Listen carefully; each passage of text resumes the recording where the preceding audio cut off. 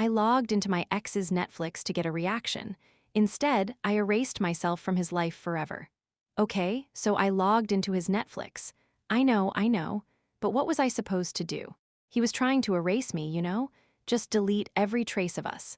And then I saw her profile right there. Am I just supposed to sit back and watch that happen? You have to understand, Nico and I, we were that couple. The one whose friends would roll their eyes and say, "Get a room." For 3 years, it felt like we were breathing the same air, finishing each other's sentences, knowing what the other was thinking with just a glance. It was intoxicating. But he had this switch. A defense mechanism he probably thought was mature, but was actually the cruelest thing you can do to a person who is terrified of being left. He never yelled. I honestly wish he had. Yelling means you still care enough to fight. Instead, when he was angry or hurt, he'd just shut down. He wouldn't just get quiet. He'd become a ghost in our own apartment. The air would get cold. He'd look right through me, his eyes completely vacant. And for someone like me, you know, with my history, that silence isn't just silence. It's a weapon. It's the sound of the world ending. My brain just spirals, going into this primal panic mode, convinced I'm about to be left for good, that I've finally done the one thing that makes me unlovable. The fight that started all this, God, it was so stupid. It was about his mother. She was visiting, and she made some little passive-aggressive comment about how I manage our finances, something about me being carefree with Nico's hard-earned money. I looked at Nico, expecting him to say something, to defend me, even just a little. But he just gave this tight, non-committal shrug. That shrug broke me. Later, when we were alone, I brought it up. I wasn't screaming, not at first. I just wanted to know why he let her say that. And that's when it started. The quiet, the one-word answers, so I pushed. I know I shouldn't have, but I couldn't stand it. I followed him from the living room to the kitchen, my voice getting higher, more desperate. Just talk to me, Nico. Please, don't do this. I needed a reaction, anything other than that suffocating void. And I got one. He just stood there, his face like a stone mask, and said, "I need space, Delilah." He packed a bag with a few days' worth of clothes and walked out. That was it. No, let's talk later. No, I still love you. Just gone, and that was 2 weeks ago. 2 weeks of my calls going straight to voicemail. 2 weeks of my frantic, pleading texts sitting there, delivered but unread. 2 weeks of me slowly, completely, losing my mind in the echo chamber of our silent apartment. The second week of silence was a special kind of hell. The apartment, once our sanctuary, had become a tomb. I was living in a haze of unwashed hair and the same pair of sweatpants, my phone a permanent extension of my hand. I'd just sit on the sofa, staring at it, willing it to light up with his name.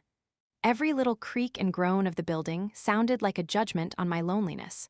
I replayed our last fight 1,000 times in my head, dissecting every word, every look. What could I have said differently? Why didn't he just fight back? The silence was eating me alive. Then, last night, I hit a new low. I was scrolling aimlessly through streaming services, my thumb swiping past icons of apps we used to use together. A digital graveyard. When I saw the red Netflix logo, something in me just snapped. It wasn't a conscious plan. It was a desperate, primal urge for connection, for proof that the us I knew hadn't just vanished into thin air. My fingers moved on their own, typing in his email. And the password, the password was Nico Loves D2021. He'd set it up on our first anniversary. Seeing it typed out on the screen was like a physical blow. I held my breath, a stupid, pathetic flicker of hope in my chest, and hit enter. It worked. I was in. For a single, fleeting second, there was just a wave of relief. A connection. But then the profile screen loaded, and the world tilted on its axis. There was his profile, a smiling picture of him from our trip to the coast. There was my old one, a photo of me laughing, now looking dormant and sad. And then there was a new one.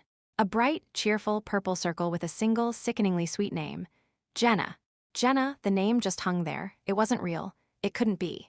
My heart started hammering against my ribs, a frantic, trapped bird. Who the hell was Jenna? My mind raced, trying to place the name. No one he'd ever mentioned. A complete stranger. And then my eyes drifted down, and this is the part that truly broke me. Under his profile icon, the "Continue watching for Nico" row was filled with our shows. And there it was, first in the line. Black Prism, the gritty sci-fi series we were obsessed with. The show we'd spend hours debating theories about. The show we promised, hand on heart, we'd only ever watch together. We had stopped on episode 5, right after the main character's shocking betrayal. The thumbnail now showed a scene from episode 8, 3 episodes, that's 3 hours. 3 hours he'd spent with her, in our world, continuing our story without me. My brain just short-circuited. It wasn't just that he had met someone, it was the replacement. The sheer, brutal efficiency of it. He hadn't just moved on, he had slotted someone new directly into the space I had occupied. She was watching my show, probably sitting in my spot on his new couch, laughing at the jokes we were supposed to share. I felt like a ghost. No, worse, I felt like a corrupted file that had been deleted and overwritten. It confirmed my deepest, ugliest fear, that I was disposable. That our entire 3 years could just be erased and rewritten in 2 weeks. The sadness was a physical thing, a crushing weight in my chest. But then it curdled into something hot and sharp. Rage, a blind, white-hot rage that burned away the tears. How dare he take something that was ours and give it to her? It was a violation. The humiliation was unbearable. I wasn't even thinking anymore, I was just reacting. My hand, shaking with adrenaline, moved the cursor with a terrifying purpose. Click, account, click, settings. And there it was, the beautiful, terrible option, sign out of all devices. I clicked it without hesitation. A pop-up asked if I was sure. I was more sure of this than anything in my life. Then I found the change password button. I typed in the first thing that came to my shattered mind, a final message sent into the void. You cowardone 123. I stared at the confirmation screen. Done. In a single, vindictive act, I had thrown a digital bomb into his new life. I had kicked them both out, mid-episode, into the dark. I thought it would force a confrontation. That was the whole point, right? To shatter his silent bubble and make him deal with me. I expected a furious phone call, a barrage of angry texts. Honestly, I would have welcomed it. A fight would have been 1,000 times better than the nothingness. I sat there, phone in my hand, my heart pounding with a sick mix of terror and anticipation. For about 20 minutes, nothing happened. Then my screen lit up. It wasn't a call, it was a single text message. From Nico. My breath caught in my throat. I fumbled to open it, my fingers suddenly clumsy. The message was short, brutally short. Delilah, I just got the Netflix password reset email. I know it was you. This right here is why we can't be together. It's really over now. Don't contact me again. That was it. I stared at the words, my brain refusing to process them. This is why. Not the fight, not the things I said, but this. My stupid, desperate, crazy act. I immediately tried to call him. The call didn't even ring. It went straight to a generic, automated voice telling me the user was unavailable. Blocked. My hand started shaking. I switched to WhatsApp. I typed out a frantic paragraph, a jumble of apologies and accusations. I'm sorry, I just panicked. How could you move on so fast? Who is she, Nico? Please just talk to me. I hit send. One gray checkmark, not delivered. Blocked. Panic, cold and sharp, clawed its way up my throat. I went to Instagram. I couldn't find his profile. It was just gone. Same for Facebook. It was like he was systematically going through his digital life and excising me, one click at a time. A digital amputation. He wasn't just ending it. He was erasing any evidence that I had ever existed. The first 24 hours were a blur of disbelief. I kept checking my phone, convinced it was a mistake, a temporary block he'd undo once he cooled down. He couldn't just vanish, not after 3 years. People don't just do that, right? You talk, you scream, you cry, you have one last miserable conversation. You don't just press a button and make someone disappear. But the silence stretched on, thick and suffocating. The single gray checkmark on WhatsApp became my personal icon of failure.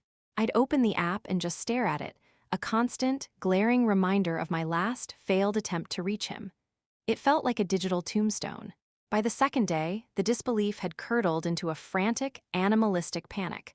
I was a cornered animal. I did things I'm ashamed to even admit now. I used my work phone to call him, my number blocked, hoping he'd pick up out of sheer curiosity. It rang, which gave me a wild, stupid jolt of hope that felt like an electric shock. 1 ring, 2, 3, 4, then straight to voicemail. His voice, so calm and familiar, filled my ear. You've reached Nico, leave a message. I hung up, choking back a sob. I didn't leave a message. What could I even say? Hi, it's the psycho who hijacked your Netflix, just wanted to chat. I sent him an email. A long, rambling, pathetic novel of an email, swinging wildly between begging for forgiveness and accusing him of cruelty. How could you just throw us away? I wrote. Don't 3 years mean anything to you? I know what I did was wrong, I was just hurting so much. Seeing her name, it broke me, Nico. You broke me first. I reread it a dozen times, editing a word here, a comma there, as if the perfect combination of sentences could undo the damage. I hit send, and then spent the next 8 hours obsessively refreshing my inbox, my stomach in knots, praying for a reply that never came. My sent folder felt like a monument to my own desperation. The apartment, our home, became a torture chamber. Every object was a memory, a landmine of pain. The stupid ceramic mug I bought him from a tourist trap that he hated but used every morning for his coffee. The worn spot on the sofa where he always sat, the cushion still holding the faint impression of his body. The scent of his cedarwood shampoo still lingering on the towels in the bathroom. I was living in the ghost of our life, and it was driving me insane. I couldn't focus at work. I'd stare at spreadsheets, but the numbers would just blur into Nico's face. I'd snap at my coworkers over nothing, my patience worn down to a raw nerve. My whole world, which had been so carefully built around him, was collapsing in on itself, and I was trapped in the rubble. He wasn't just my boyfriend. He was my entire routine, my future, my anchor. And now, thanks to my own stupid, impulsive act, he had cut the rope and let me drift away into nothing. The silence wasn't just an absence of him, it was a presence, a heavy, crushing weight that followed me everywhere. After a week of radio silence and living off of coffee and my own anxiety, I finally broke down and called Zara. She's or was our closest mutual friend. I dialed her number, my hands shaking, ready to unleash the whole torrent of misery and injustice. When she picked up, I didn't even say hello. The words just came spilling out in a rush, a chaotic monologue fueled by a week of sleepless nights. He just left, Zara. He blocked me on everything. Can you believe him? And you know why? Because I logged into his stupid Netflix. That's it. After 3 years, that's all it took. And he's already got someone new, some girl named Jenna. 2 weeks. It took him 2 weeks to replace me. I was crying by the end, big, ugly, gulping sobs. I was painting myself as the victim, the heartbroken girlfriend wronged by a cold, unfeeling monster. I waited for her to join in to say, "Oh my God, Dee, he's such an asshole," the way she always did. But she didn't. The line was silent for a long moment.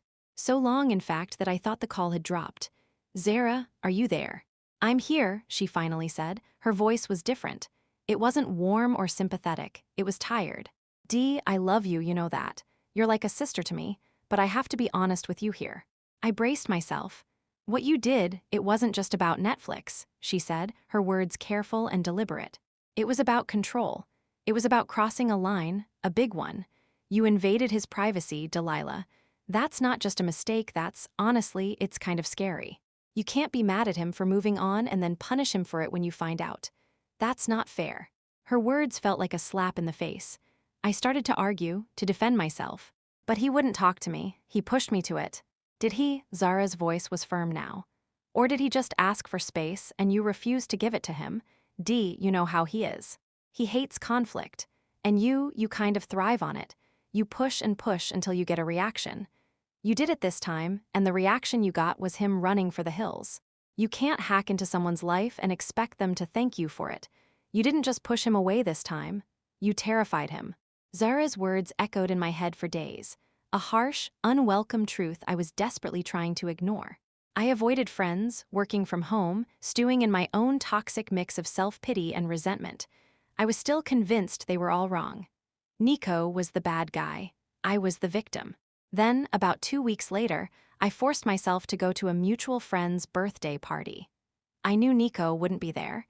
He was too conflict avoidant to risk running into me. But some of his work friends were. I ended up talking to a guy from his department, a friendly, slightly drunk guy named Paul. He didn't know the nitty-gritty details of our breakup, just that it had happened. He put a sympathetic hand on my arm. "Hey, Delilah, so sorry to hear about you and Nico, man. That's rough." "Yeah, well," I said, trying to sound casual like it was no big deal. "He made his choice." Paul shook his head, taking a sip of his beer. I don't know, he was really torn up about it for a while there. We went out for drinks a few weeks back, right after it happened, and he was a mess. He just kept saying he felt like he was suffocating. I froze, my plastic cup halfway to my lips. Suffocating. Yeah, Paul said, oblivious to the bomb he'd just dropped. He said he loved you, like, a lot, but he also said he was scared of you. He said that Netflix thing, and here he lowered his voice like he was sharing a secret. He said it wasn't about the account. It was about what it meant. He said it felt like you weren't trying to get him back, but like you were trying to destroy any chance he had of being happy without you. He said, it felt like she was trying to burn my new life down before it even started. Said it was the scariest thing he'd ever experienced. He took another swig of his beer, then looked at me. Crazy, right? Anyway, another beer. But I couldn't answer, I couldn't breathe.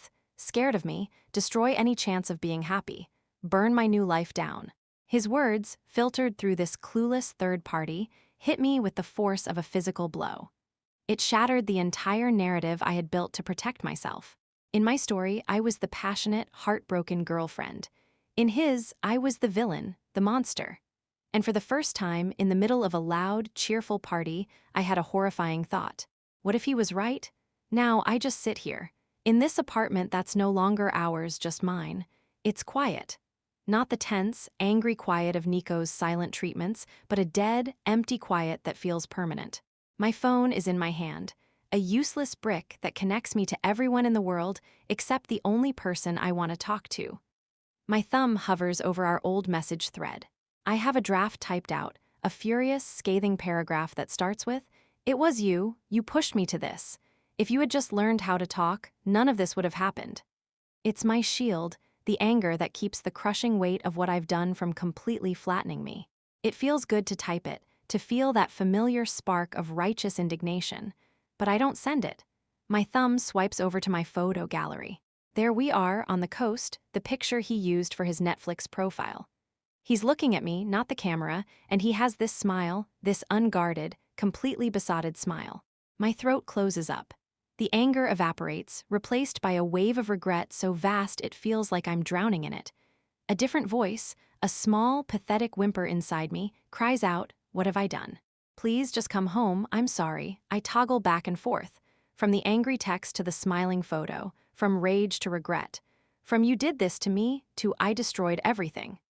I spend my nights like this, caught in an endless, sickening loop, hating him one second and hating myself the next.